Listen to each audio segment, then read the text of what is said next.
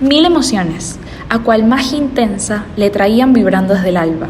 Unas tristes, otras alegres, luchaban todas entre sí, pero sin alcanzar ninguna el predominio.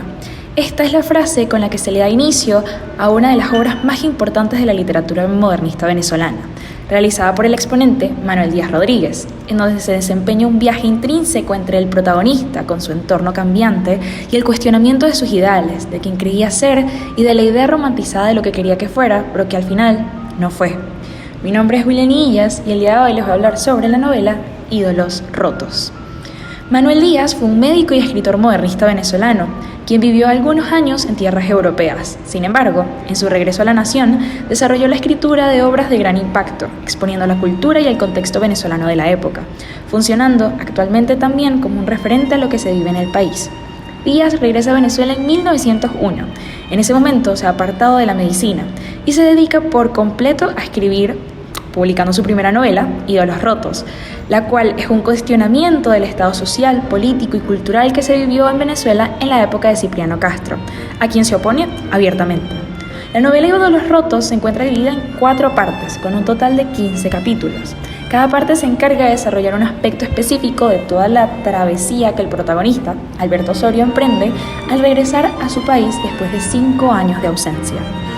El retorno a Caracas supone la difícil confrontación de la imagen que Soria, desde la distancia, había elaborado en su memoria y en la cual idealizaba su ciudad natal. El regreso de Alberto de París a Caracas es motivado por la grave situación de su padre, don Pancho Soria. Se nos introduce al protagonista como un personaje hipersensible y desarraigado, quien abandona sus estudios de ingeniería para dedicarse a la escultura y cumplir con su ideal artístico, que durante su estancia en Europa era lo único que genuinamente le apasionaba. Al llegar a Caracas, se siente inadaptado y crítico con la sociedad y el mal gusto arquitectónico de la ciudad. A través de sus hermanos, Rosa y Pedro, descubre la mediocridad y la infelicidad que dominaban no tan solo en el país, sino también en su hogar. Alberto enfrenta una creciente desadaptación en Venezuela, marcada por la insatisfacción de su padre por no cumplir las expectativas de sus hijos, la infelicidad de su hermana, Rosa, con su matrimonio y la falta de carácter de su hermano Pedro, quien actúa en base a la conveniencia política. El cuestionamiento de su condición de artista, en el caso de Alberto, intensifica su crisis personal, llevándolo a buscar ser un verdadero creador, aunque sus inseguridades lo aíslan. La obra refleja un profundo pesimismo con respecto al futuro de Venezuela. La descripción de la sociedad caraqueña como decadente, sin posibilidades de redención, es contundente. La crítica a la política y las instituciones venezolanas es mordaz, pero también se extiende a la falta de compromiso social de la clase alta.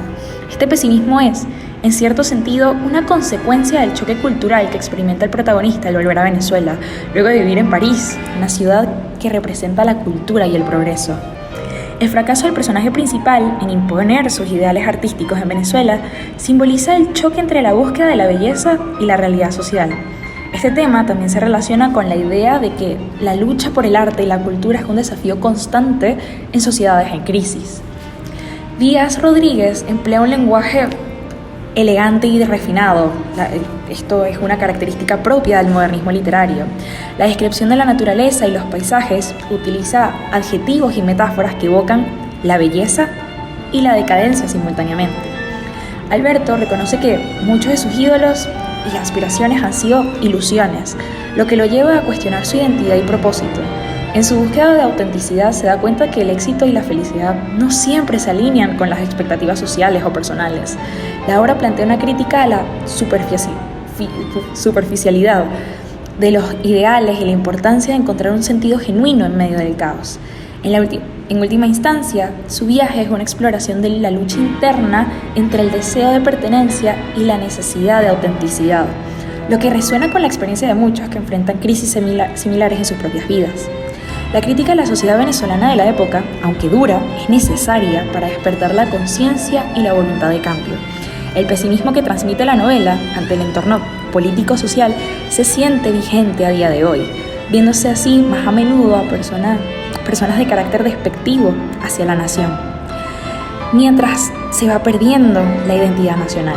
cosa que no podemos permitir que suceda, porque nosotros, al ser venezolanos, debemos cumplir con la preservación de nuestra cultura, de nuestro arte y de nuestra historia. Somos los únicos responsables de cuidar la memoria de nuestro pasado y brindarle al país un despertar futuro.